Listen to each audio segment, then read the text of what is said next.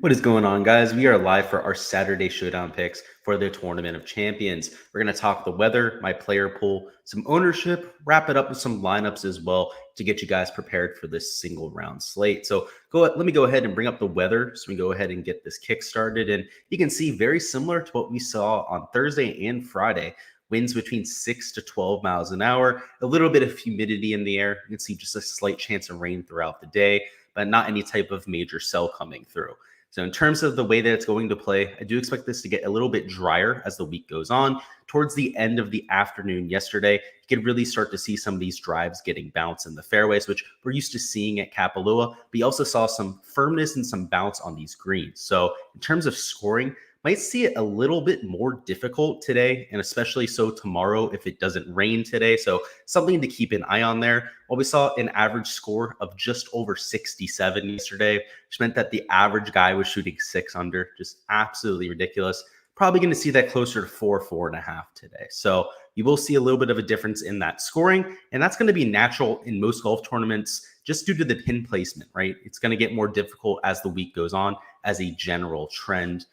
So that's what I'm expecting in terms of how it's playing. I want to go over and talk about a little bit of a midway update for some of our lineups here. This right here is my main cash lineup, is what I entered for pretty much all of my single entry stuff this week. It's actually my best MME lineup. So it's not always going to happen that way, but I usually take one of my MME lineups, and that's what I enter as my single entry lineup. And I obviously chose the right line this week.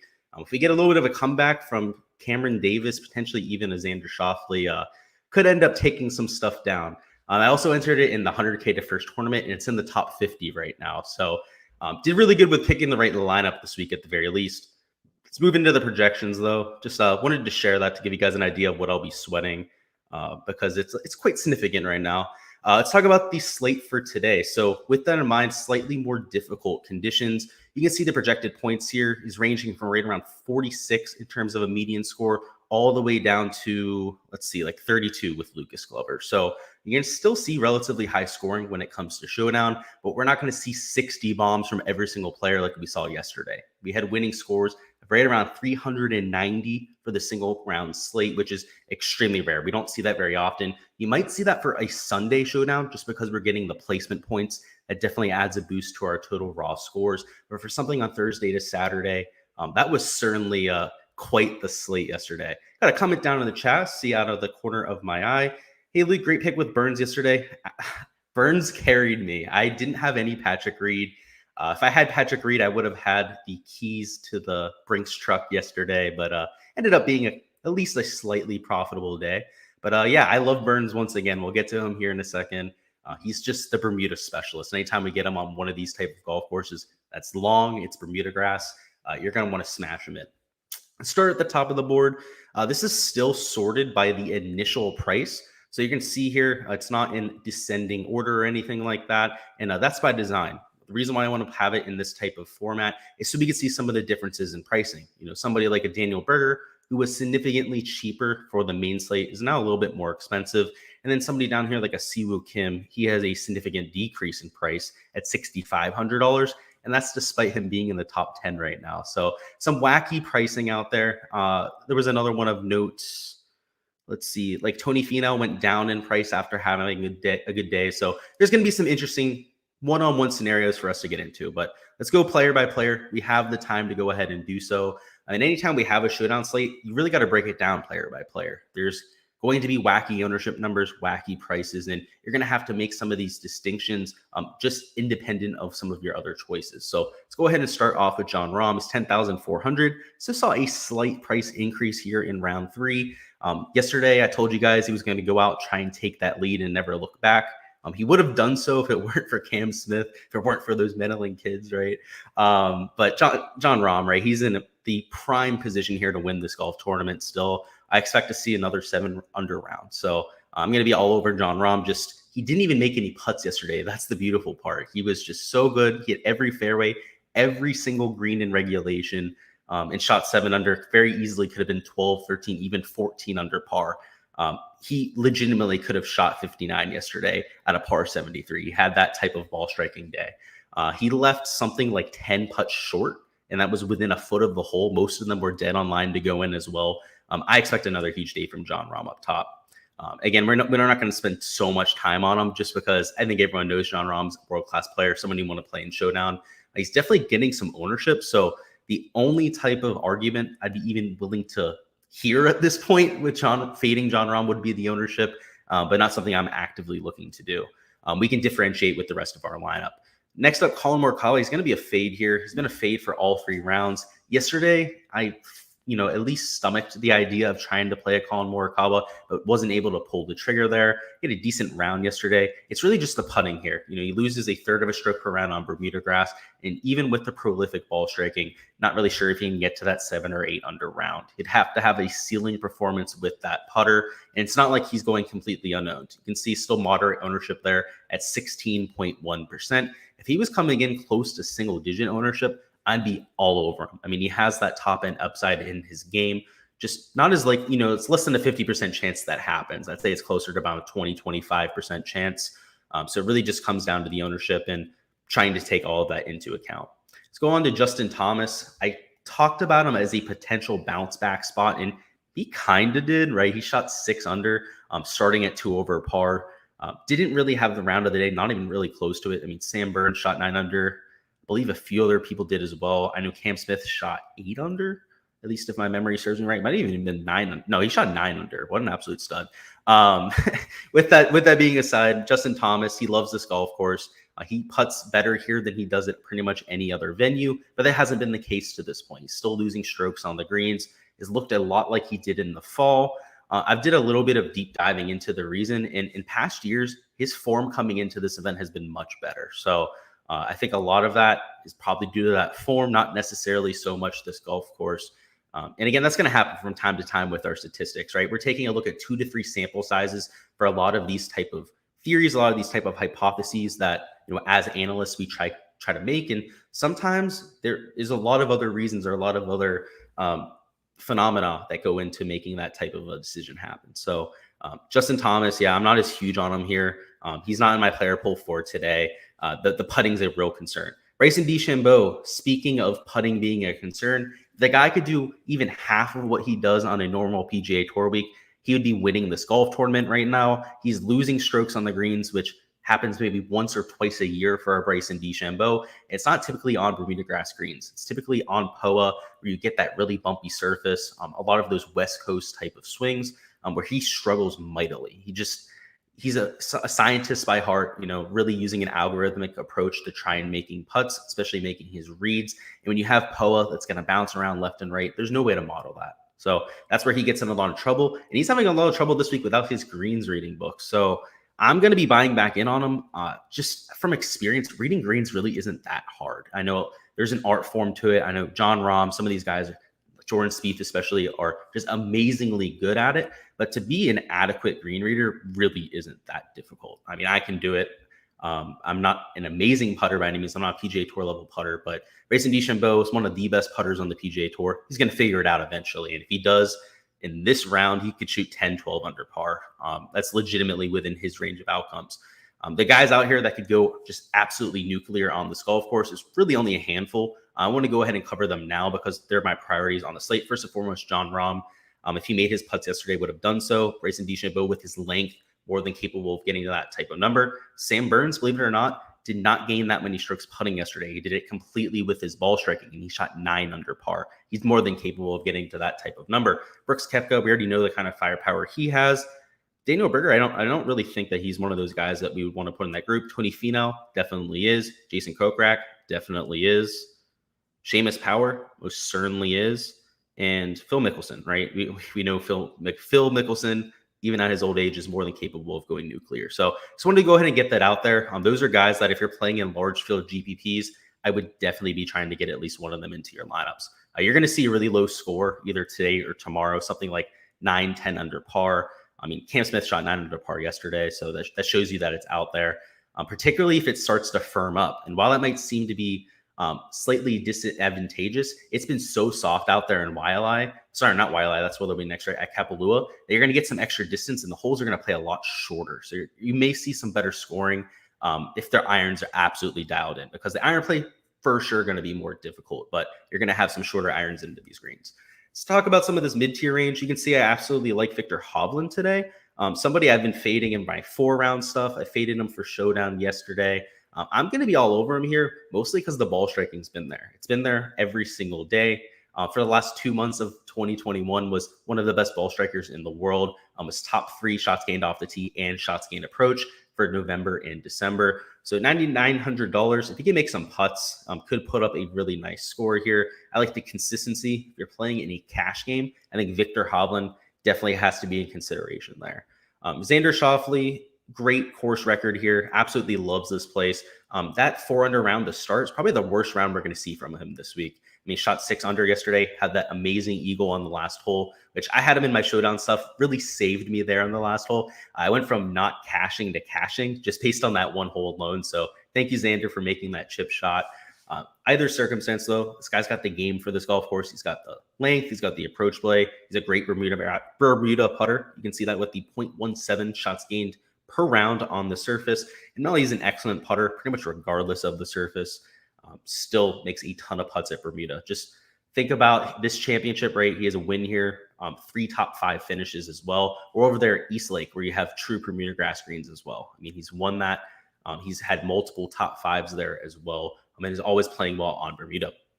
Let's move on to some of these 8K options. Jordan Spieth also going to be a fade. A lot of that just comes down to form. He did look a little bit better yesterday, but he still wasn't making very many putts, which is extremely concerning.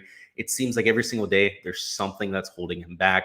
He's not capable of putting it all together. The price tag is definitely getting better. You can see he's only $8,600. He went up in price after round 1 inexplicably after only shooting 2 under par, but the algorithm has caught up. I mean, he was super low owned because of that ownership. So getting a little bit more appetizable, but not somebody that I'm looking at today, particularly because first off, Xander and Burns are just huge priorities for me, but also Hideki and Brooks. Both of them are playing very good tee to green. You're looking at some of the best off the tee numbers for Hideki Matsuyama, which I don't think should be surprising anybody out there, but he got a price decrease. How does that make sense? He went out there, had one of the best rounds of all of the day yesterday. He shot 8 under par.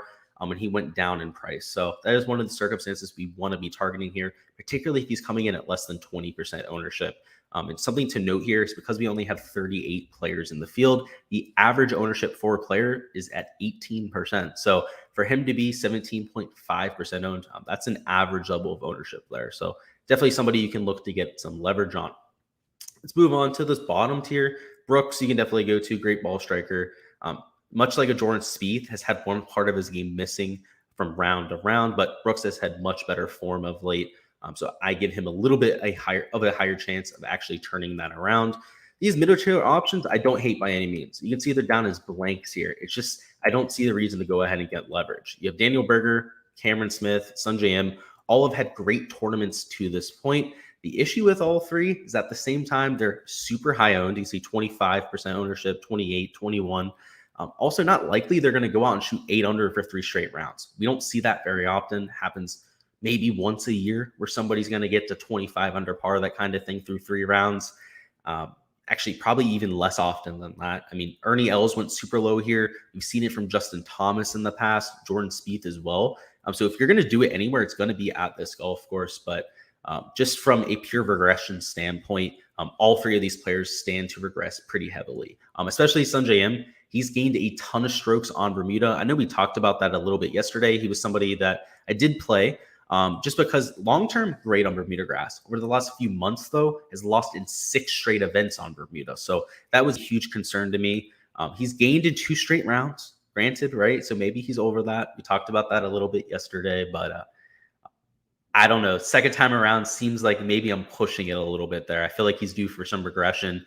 Especially if you take a look at the last 24 measured rounds, which a lot of people out there in the industry are going to do when taking a look at recent form. He's like one of the worst putters in the world on Bermuda. So that's kind of hard to get over there. So that's why he's not in my pool there. These other 2 guys just a little bit too highly owned. Abraham Answer has been a fade since the beginning of the weeks, will remain a fade for me. Just doesn't have the length to go ahead and take this golf course apart. Much like a Kevin Kisner down low, you can see I have him as a fade. Matt Jones, also not the longest hitter on tour. Lucas Glover, you could say the exact same thing about. Brendan Grace, and where is Kevin Na? I guess I don't have Kevin Na down as a fade, but he's also going to be a fade for me today. All these guys that are just a little bit shorter than what we're looking for are people that I'm not really looking to play. So we have a comment down in the chat. So Devin Scott says Sam Burns' price today is nuts. Yeah, I agree. Yeah, he goes down in price after shooting 9 under. Right. The algorithm over there on DraftKings for Showdown needs a lot of work. Let's just say that. Whoever they had designing that was like maybe a middle school level coder. That's all I've got to say. Is not a very intelligent human being, because clearly it's like they're just like picking numbers out of a hat, like literally. So what I think they do, and I'm not kidding when I say this, is it looks like they take the main slate price and then they add like 10 to 15% of randomness plus or minus, and they just run it, right? And they might like once or twice hand change one of the prices for the guys up top. I'm convinced that's what they do for this Showdown pricing, and it's quite embarrassing when you take a look at it day to day. It's also why we have so many edges over here in Showdown, is because that's going to cluster a ton of ownership around Sam Burns. So if you were somebody that wasn't so convinced that Burns is going to go out there and have a great day, I am. I'm going to have him in every single Showdown lineup I'm playing. You can go ahead and fade him, right? He's definitely going to see some ownership near 20%, especially when you have some of these elite tier option guys priced around him. You know, Hideki, Brooks, that kind of thing. There's pivots, right? So it does make for at least some interesting pivot options, but it's just inadequate, right? Crazy price there. Definitely agree. Let's talk about these bottom tier options, because here's how I'm approaching Showdown today. So we have a lot of the core plays up top that I like. You know, Bryson DeChambeau, love a lot. I like John Rahm as well. Really like getting to Victor Hovland, Xander, and Sam Burns. My goal in most of my lineups is to fit in 3 of those options. Sam Burns is going to be a lock for me just because he's $8,300. It's pretty much a free square at that price tag. Somebody I'm definitely trying to get as much leverage on as possible, and then trying to fit in 2 of these really expensive options. It's definitely going to put me in a low average salary remaining, but that's all right, because these guys down low are extremely low owned. You're talking sub 10% ownership for pretty much everybody in this 6K range. Some of the low 7K guys as well. Which is going to make them interesting for these large field tournaments. You can take some of this chalk up top and not really have to worry about their ownership. I mean, John Rahm, one of the highest owned players on the slate. I want to have my fair share. Victor Hovland, also relatively high owned. Same thing with Xander and Sam Burns, right? They're going to come in with some good ownership. So this is where I'm trying to differentiate with my lineups. First and foremost, Garrick Higgo, not somebody I was on to begin the week. To be quite honest with you, he's an enigma, right? He came out off of the European Tour. At the Palmetto Championship, I had him as like a pick to win. I had a ticket on him, right? And I was like, oh, this guy wins internationally. What a great player. Garrick Higgo, absolute stud. Went out and won that week. I believe he was at like 175 to 1 or something like that. I was like, wow, we really hit gold there, right? I bet him every week for like 2 months after that, and he was absolute dog shit.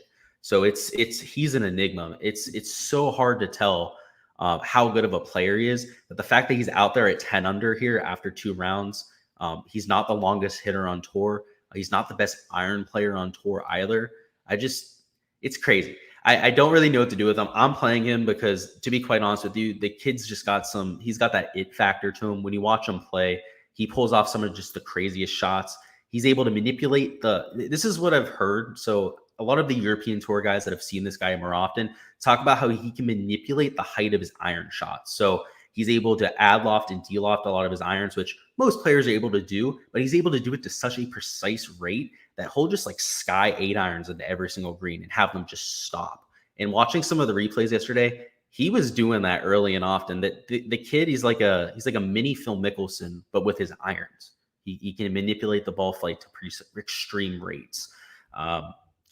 You can see he gains over half a stroke per round on Bermuda grass. So we know he's an absolute stud putter here. I'm going to have a lot of him. Also going to have some KH Lee. I can see Barry down in the chat is also high on the KH Lee pick. Sneaky upside. Absolutely agree. He's somebody who's going to go out there at lower ownership than somebody like a Siwoo Kim. You can see Siwoo up there, double-digit ownership, which makes sense, right? You know, he's priced much lower than where he started the week at. That's why I try to, sort it by this so we can see those kind of discrepancies. But KH Lee, completely agree. He's somebody who has a very high upside. He's one of the most volatile golfers on the PGA Tour. We see him first round lead quite often. And those type of golfers are who we're looking for Showdown. They can go out there, really get some momentum going and carry that momentum. And for KH Lee, it's the iron play, right? When he gets into a groove, it's because he's hitting his irons beautifully. He's always a pretty consistent putter. He's not going to go out there and wow you on any type of surface, but always going to be right around an adequate putter. You know, he's not losing strokes like Sergio Garcia on the greens. He's not gaining like somebody like a Mark Leishman on the greens, but he's a solid player. I agree. $6,400. Also relatively low owned there at 9.6%.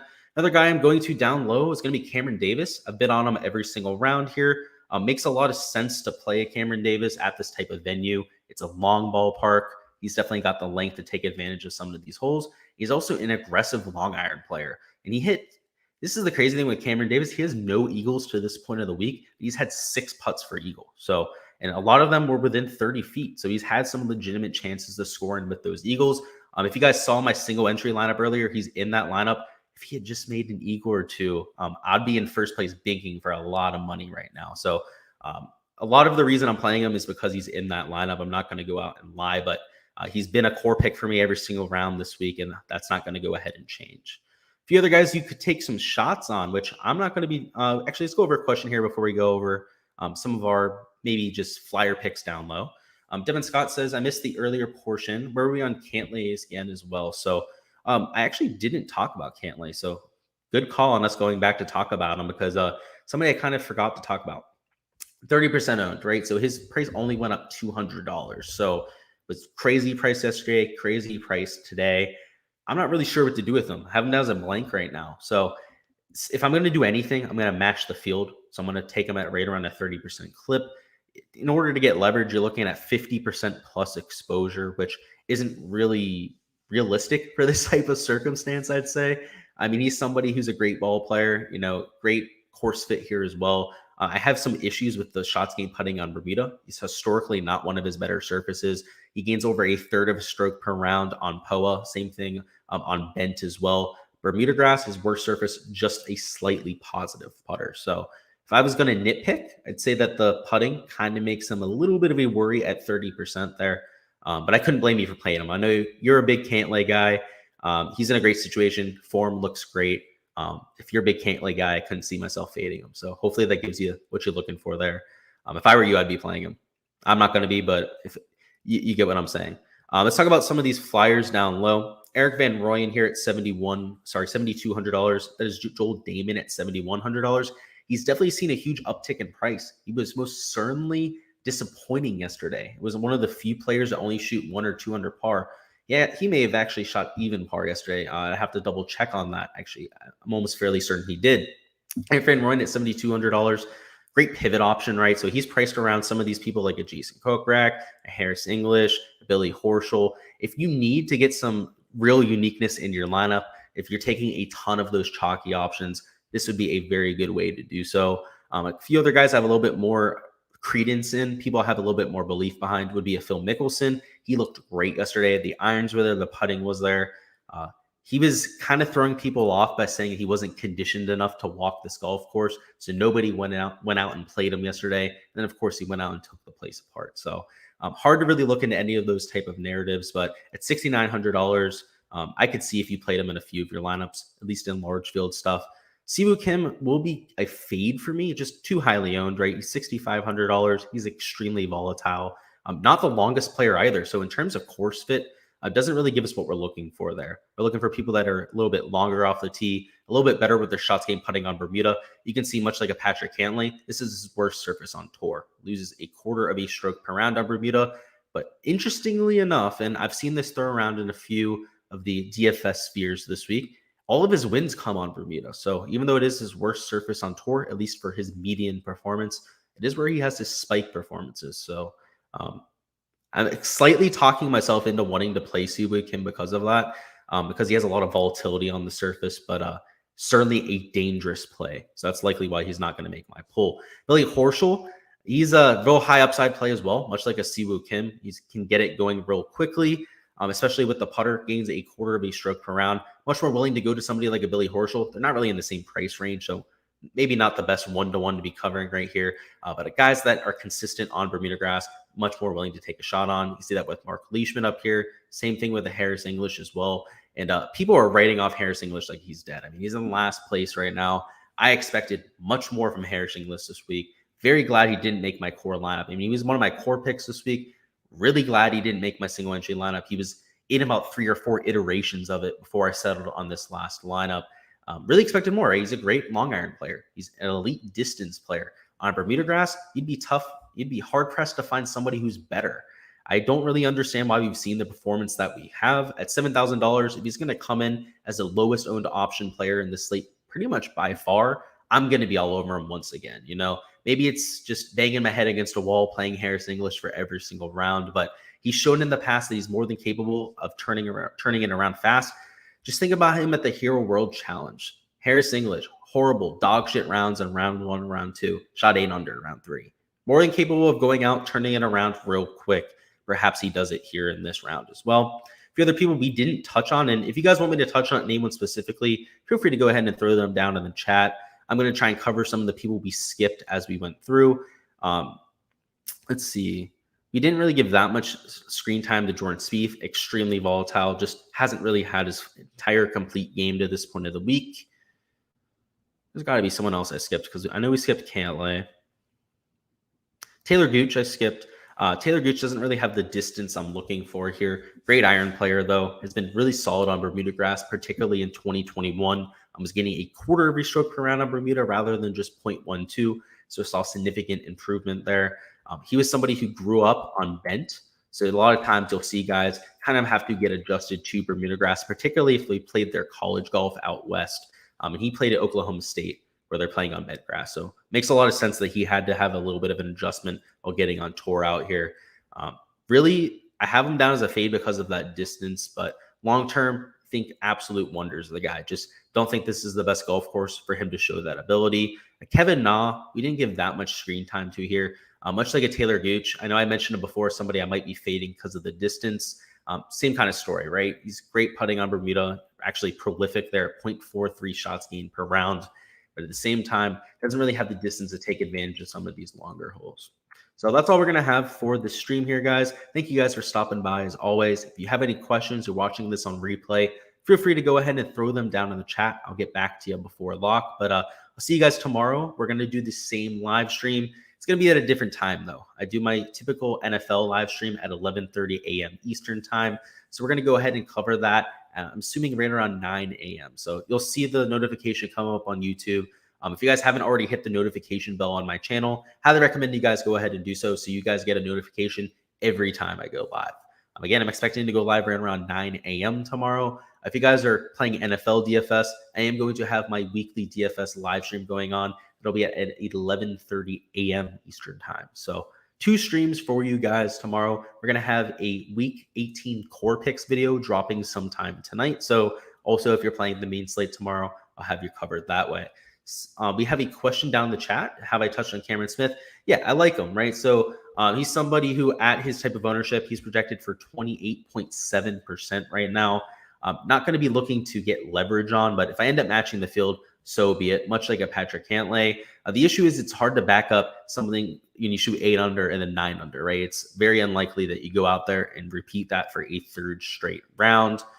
That's the only real concern I have with them. But if you were going to go out there, try and get leverage on them, I really couldn't go ahead and blame you. Just a tough number there at nearly 30% ownership. So that's all I've got, guys. I'll see you guys tonight. And